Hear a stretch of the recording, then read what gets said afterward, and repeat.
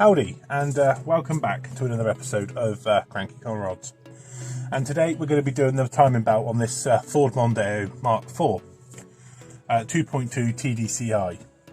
Now, you're going to look at the timing belt in a bit and see that I've already replaced the timing belt. Basically, what had happened was I'd done the completing footage of doing all of this, and somehow I managed to completely and utterly destroy the camera, and all of its contents. So nonetheless, let's dive back into it. I'm not going to take the timing belt fully off this time, but because of all the pins and everything it needs, the locking pins. But I'm going to show you how I took the belt off, how I timed it up, etc. Now, first thing we've got to do is ditch this beauty cover. Chuck that to one side. Which is held on by two 8mm, one here and one just over there. Now, the third 8mm is this one here on the power steering line. So we're just going to go back over and show you guys how quick it is to do a timing belt on one of these, and they are actually relatively bloody easy. I would estimate this job, I don't know, hour and a half, 2 hours to do if he wasn't filming. But obviously filming it takes me twice as long as than what it is if I was just to get on and do it. But these are by far one of the most easiest timing belts I think I've ever done. You haven't even got to touch the engine mount, for heaven's sake. Absolutely bliss. It's like the Volvo, the 5-cylinder Volvos and stuff like that. It's really, really nice. So right off the bat, we pop our fuel lines off of the side here, like so. We take our, he says, fuel line. Come on, off you come. There we go. Right, so we're going to put the 10mm nut back on there, because that's for our bracket for our power steering line and fuel lines. Now, straight away, we're going to be bringing you in. There are three 10mm that hold the top cover on. There's one just down here, one at the back, and one right down near the bottom. Now, to do most of this job is going to be from the bottom up. So you guys will see what it is in a minute. But just whip these 10mm off over here quick. He says. So yeah, because I've already done it once, it's going to be even faster this time round for you guys. So I know you're going to know how to think. But when I was filming this, it was like 100 to 110 Fahrenheit in the sun. It was absolutely ridiculous. And I was stood here doing this, and plus it didn't. To be honest, it might be a bit of a blessing in disguise, because I looked absolutely awful trying to do this, sweating. Just take your time and everything else. Drop your 10mm like I just done.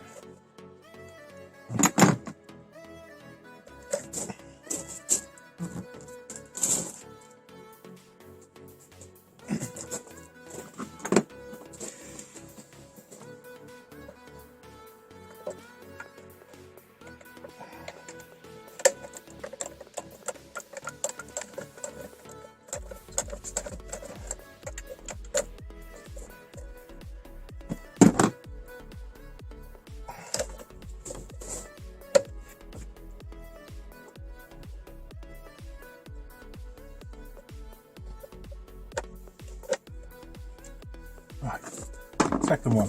And as you can see, look, I've already changed the timing belt for a Daco one. But yeah, what more can I say? Right, you don't need to touch your fuel lines, but if you want to, that's up to you. You don't need to, because if you do that, you've got to reprime the system, and it's a real pain in the ass to do, unless you have a hand pump, hand primer, and all that sort of thing. Now, I'm going to get you down the bottom, which is where the fun takes place. and get you guys caught up in there. Right, so as you can already see, I've already taken the inner fender liner off, and I haven't put it back on because I was going to be doing the auxiliary belt, and I thought, well, for an extra half an hour, 45 minutes bit of filming, I could show you a recap on how to do the timing belt for you guys. This is all for you. I mean, I was all up just to put it back together and calling it a day, and everybody was saying nope, just sit there, persevere, and refilm it. So this is all for you folks. So you guys got a video this week. Anyway, the 5-wheel nuts, as you know, they were a pain in the ass, and on this one they've done exactly that. They've swollen, and I had to beat the socket on this one, partly destroying it. So I'm going to be getting another one or another set, for the entire car. Doesn't really matter, but nonetheless. Now, what you're going to do to take this inner fender liner off, you do have one there, 10mm. So 8mm, sorry, 8mm there, and an 8mm there. And then you have 10mm plastic nuts on big washers. You'll have one on there, one there, one on there, and I believe there's another one here, perhaps not. And you'll have these plastic clips that go on here. For these plastic clips, there's a little hole inside the centre of them with a thin nose pick. You just push the centre in, click, click, and you just pull them out. But on this one, they broke. So, also you'll have another further 3 8mm coming up from underneath here. It goes into the panel, and the panel comes up here. But yeah, that's it for the inner fender liner, and then that just and there's another plastic clip just here. That I said to you, there's another one, and then all that just comes out, and just down behind here, there's a big lump of foam, and I've taken a bit of foam out already. I might even leave it out, to be honest. We'll see how it goes. Anyway, let's not get sidetracked. Right, centre hub nut on the Mondeo is a 22mm. You will need yourself a really good impact gun, or invest in one, because this is what we call in the trade FT, and it has thread lock on, blue thread lock. Now, I haven't done the thread lock on this one, hence I was going to take the belt back off and take this nut back off, and that's where I was told, if you're going to do that, you might as well take the 5 10mm or 6 10mm out of the cam belt cover and show everybody what to do. So that's what we're doing. Anywho, yes, that is FT. You could do the old-fashioned way, like I would do, and you could use the starter motor to crack this off. But I don't recommend it on this one. Now, and I'm going to show you why in a minute, because the Woodruff key isn't a locking key, it's like a location, and this crank is allowed to move back and forth like that quite a bit, about 25 degrees, something like that, thereabouts, in either direction. Now, if you're using the starter motor, you could potentially snap that off the crank, and you'd be, I think, in a world of hurt. So I'll get you guys caught up when I've got the 15mm off the auxiliary tensioner. Right, folks, so this up here, this one, is the third nut, bolt, whatever you want to call it, that will take the top cover off. Now, on this one, there's one up here somewhere, one there, and one just the other side. That'll remove the bottom cover, but I'll show you guys a bit more in a second. Right, so the timing mark is just down in here, look. Down here at about 7 o'clock. I don't know whether I can get in there, show you guys. Right, as you can see, that little round piece at about 7 o'clock. Now I'm just using an 11mm bolt, where anything you can use that's the same size as that little round cutout. So about there, that's locked in there nice and tight like that. That stops the top cam from spinning. Now, if you come and join me down here, you'll notice that you've got two lines on the pulley, and one of these lines should be roughly in line with that there. Now I'm going to whiz this off. I'm going to show you guys what it looks like behind the cam butt cover. Right folks, so once you remove the 22mm hub centre nut, this is what you're presented with. Now, see what I mean? That would have been about 25 degrees in either direction. That's on the wood rough key, the locking pin on the crankshaft. And I reckon if you were to use the starter motor to try and crack the centre hub nut off, centre nut off, I would say you'd probably snap off the keyway off of the crank. Now these can be a little bit of a trick to get off. See? Got two keyways, so it doesn't really matter which way it goes on, as long as you got one of these arrows facing down. Now, to remove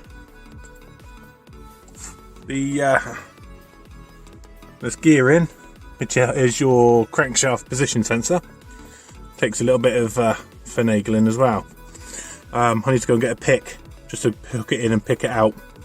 I'll show you guys what's behind here. Not a great deal, but yeah, I'll show you in a sec.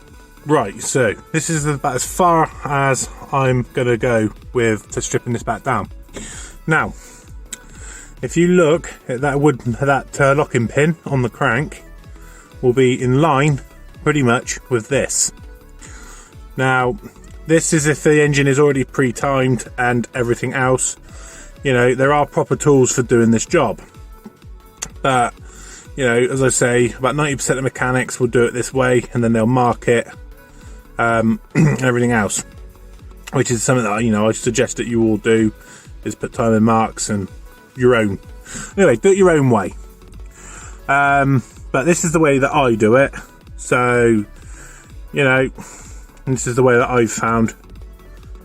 So yeah, anywho, right, so you have yourself 3 bolts that go through the cam butt cover at the bottom.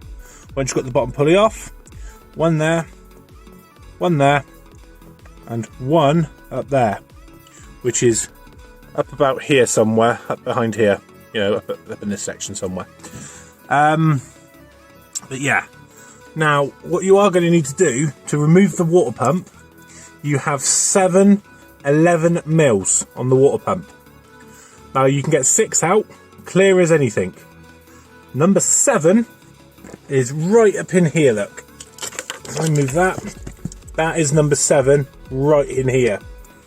So to get to that one, you have to come around the back, and this 13mm bolt, you have to take this out, and this will come forward and allow you to get the rest of the bolts out for the water pump.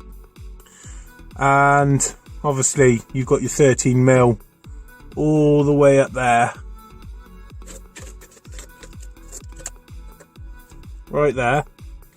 That's for your cam belt tensioner. Now, the one thing I am going to have to advise on is this here. This here is your auxiliary idler. Now that has an E14 Torex on, goes through the engine mounted on this.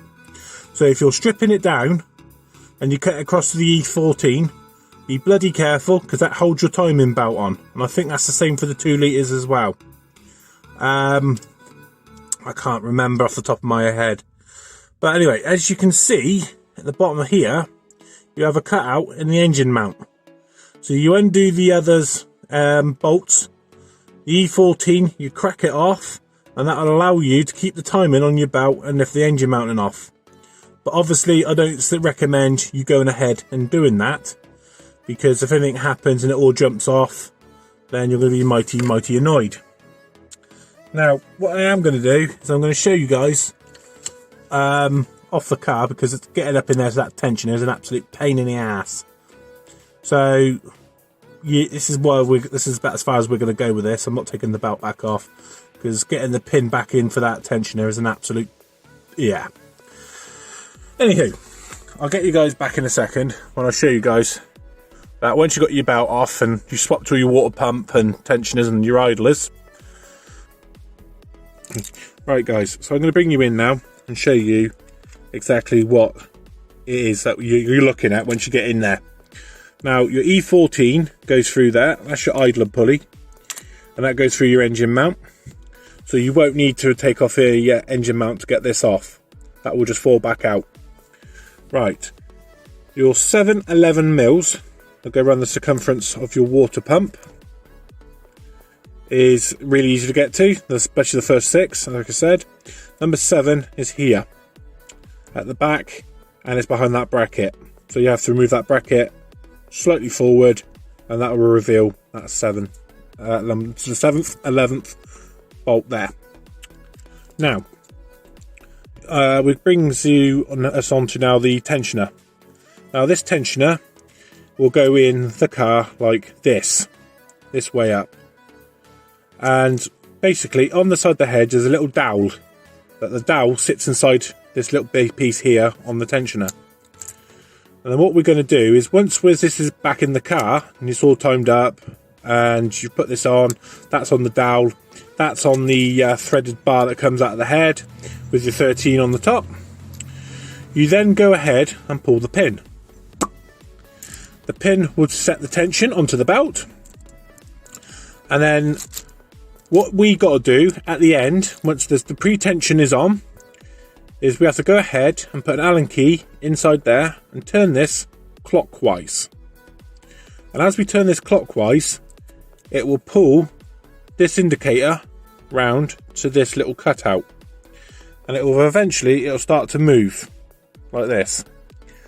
And then you have to look up from the bottom, and then you'll see that once that's timed into the middle there like so, you go ahead and you snug down the tensioner 13mm right down, not 2 FT, but I think it's about 25 newtons, 30 newtons. I'll find the diagrams out and I'll put it all in at the end of the video. So with all the tensioners, torques and everything, I'll see if I can find that picture again in my book. Got all that done, that done. That brings you back on to putting all the covers back in, like so, blah blah blah. And I'll get you guys caught up once we've got it all put back together and all the bolts back in. So now what we're going to do is make sure that we're going to pull out our timing tool, our bolt, toss that back up there, and you know, providing you've got your timing right, and turning the engine over twice by hand. So it's 2 rotations of the crank to 1 at the top. So you turn the crank over twice, and it'll turn the engine over once at the top. So I like to do at least 4 times on the crank to make sure the engine's rotating freely and everything's not binding up. If you feel anything like it binding up, other than the compression that you're going to be feeling, stop immediately. If you hear a clong, like a nice ring within the engine, that could be a potential chance that your pistons are touching the valves and you haven't got your timing set up right. So that's my only advice to you guys, is double check all your work, your timing, rotate the engine on the crank 4 times, full rotations that is, by the way, and just making sure that, yeah, as I said, your engine's not binding up, locking up, there's no nasties, there's no hard spots within the engine. And if you're happy that it's rotating freely, then go ahead, put the top covers back on, and you know, then you'll be safe to start the car. And I'll show you guys in a minute. Right folks, so we've got it all back together now, fully and completely. New discs, new pads on the front, and new hardware that I've put in. I don't know whether that one's supposed to be there, I'm not sure, but you know, it will be what it will be. But yeah, I've put all new hardware up in here as well. But put new drop links and control end links, whatever you wish to call them. So as I say, discs and pads, and I did that off camera. all the timing belt covers are back on, all the fuel lines are back in, all tightened up, all ready to go. And so you guys can see,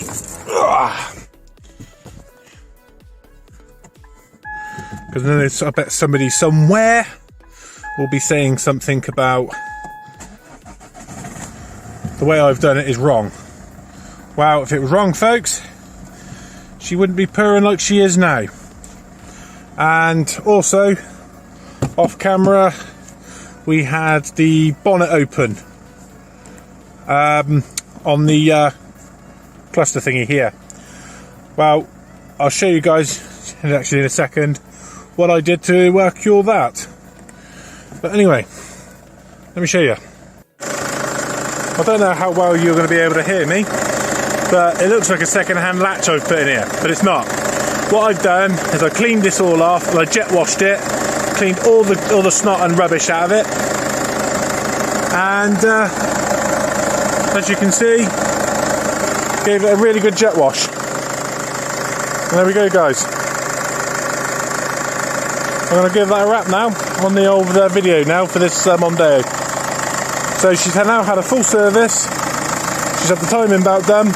We will be getting into them injectors, not injectors, the glow plugs. So do stick around for that, because that video will come up. Because obviously we are going to get this put to 100% to normal. But yeah, as I say, as of now, you know, I'm going to give it a wrap now on this video. It's getting on for too long, and you know, I'm already tired of doing the same job twice.